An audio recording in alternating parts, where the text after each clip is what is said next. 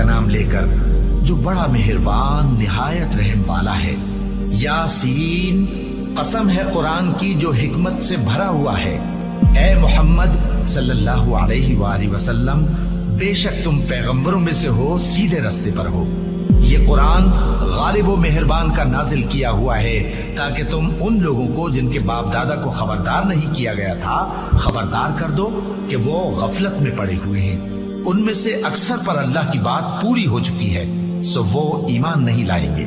हमने उनकी गर्दनों में तौक डाल रखे हैं और वो ठोड़ियों तक फंसे हुए हैं, तो उनकी गर्दनें अकड़ी हुई हैं और हमने उनके आगे भी दीवार बना दी और उनके पीछे भी, फिर उन पर पर्दा डाल दिया तो ये देख नहीं सकते।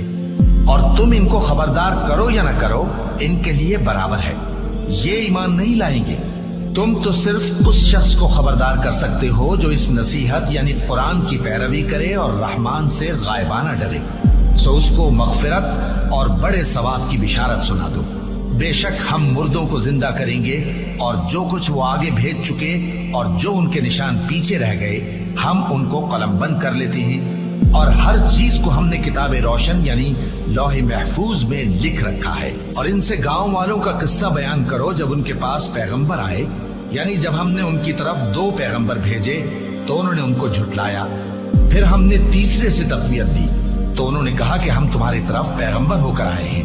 वो बोले कि तुम और कुछ नहीं मगर हमारी तरह के आदमी हो और रहमान ने कोई चीज भी नाजिल नहीं की, तुम महज झूठ बोलते हो। उन्होंने कहा कि हमारा परवरदिगार जानता है कि हम तुम्हारी तरफ पैगाम देकर भेजे गए हैं और हमारे जिम्मे तो साफ साफ पैगाम पहुंचा देना है और बस। वो बोले कि हम तुमको अपने लिए मनहूस समझते हैं, अगर तुम बाज ना आओगे तो हम तुम्हें संसार कर देंगे और तुमको हमसे दुख देने वाला अजाब पहुंचेगा। उन्होंने कहा कि तुम्हारी नहूसत तुम्हारे साथ है, क्या इसलिए कि तुमको नसीहत की गई? नहीं, बल्कि तुम ऐसे लोग हो जो हद से तजावुज कर गए हो। और शहर के परले किनारे से एक आदमी दौड़ता हुआ आया, कहने लगा कि ऐ मेरी कौम, पैगंबरों के पीछे चलो, ऐसों के जो तुमसे सिला नहीं मांगते और वो सीधे रास्ते पर हैं। और मैं क्यों उस जात की परस्तिश न करूं जिसने मुझे पैदा किया और उसी की तरफ तुमको लौट कर जाना है? क्या मैं उसको छोड़कर औरों को माबूद बनाऊं कि अगर रहमान मुझे नुकसान पहुंचाना चाहे तो उनकी सिफारिश मुझे कुछ भी फायदा न दे सके और न वो मुझे छुड़ा ही सके? तब तो मैं खुली गुमराही में पड़ गया। मैं तो तुम्हारे परवरदिगार पर ईमान लाया हूँ, सो मेरी बात सुन रखो। हुक्म हुआ कि बहिश्त में दाखिल हो जा।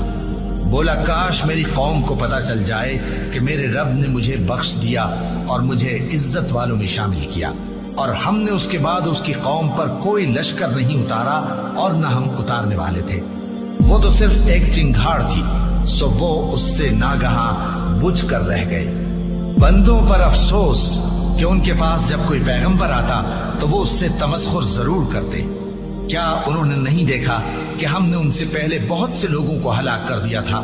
अब वो उनकी तरफ लौट कर नहीं आएंगे और सब के सब हमारे रूबरू हाजिर किए जाएंगे। और एक निशानी इनके लिए जमीन मुर्दा है कि हमने इसको जिंदा किया और इसमें से अनाज उगाया, फिर ये इसमें से खाते हैं और इसमें खजूरों और अंगूरों के बाग पैदा किए और इसमें चश्मे जारी कर दिए ताकि ये इन बागों के फल खाएं और इनके हाथों ने तो इनको नहीं बनाया, तो फिर क्या ये शुक्र नहीं करते? वो जात पाक है जिसने जमीन की नबातात के और खुद इनके और जिन चीजों की इनको खबर नहीं सबके जोड़े बनाए। और एक निशानी इनके लिए रात है कि इस पर से हम दिन को खींच लेते हैं तो उसी वक्त उन पर अंधेरा छा जाता है और सूरज अपने मुकर्रर रास्ते पर चलता रहता है। ये उस गालिब दाना का मुकर्रर किया हुआ अंदाजा है। और चांद की भी हमने मंजिलें मुकर्रर कर दी, यहाँ तक कि घटते घटते खजूर की पुरानी शाख की तरह हो जाता है। न तो सूरज ही से ये हो सकता है कि चांद को जा पकड़े और न रात ही दिन से पहले आ सकती है, और सब अपने अपने मदार में तैर रहे हैं। और एक निशानी इनके लिए ये है कि हमने इनकी औलाद को भरी हुई कश्ती में सवार किया और इनके लिए वैसी ही और चीजें पैदा की जिन पर ये सवार होते हैं। और अगर हम चाहें तो इनको गर्क कर दें, फिर न तो इनका कोई फरियाद रस हो और न इनको रिहाई मिले, मगर ये हमारी रहमत और एक मुद्दत तक के फायदे हैं। और जब इनसे कहा जाता है कि जो तुम्हारे आगे और जो तुम्हारे पीछे है उससे डरो ताकि तुम पर रहम किया जाए, اور ان کے پاس ان کے پروردگار کی طرف سے کوئی نشانی نہیں آتی مگر اس سے منہ پھیر لیتے ہیں۔ اور جب ان سے کہا جاتا ہے کہ جو رزق اللہ نے تم کو دیا ہے اس میں سے خرچ کرو، تو کافر مومنوں کے متعلق کہتے ہیں کہ بھلا ہم ان لوگوں کو کھانا کھلائیں جن کو اگر اللہ چاہتا تو خود کھلا دیتا، تم تو کھلی گمراہی میں ہو۔ اور کہتے ہیں اگر تم سچ کہتے ہو تو بتاؤ یہ وعدہ کب پورا ہوگا؟ یہ تو ایک چنگھاڑ ہی کے منتظر ہیں جو ان کو اس حال میں کہ باہم جھگڑ رہے ہوں گے آ پکڑے گی، پھر نہ تو یہ وصیت ہی کر سکیں گے اور نہ اپنے گھر والوں میں واپس جا سکیں گے۔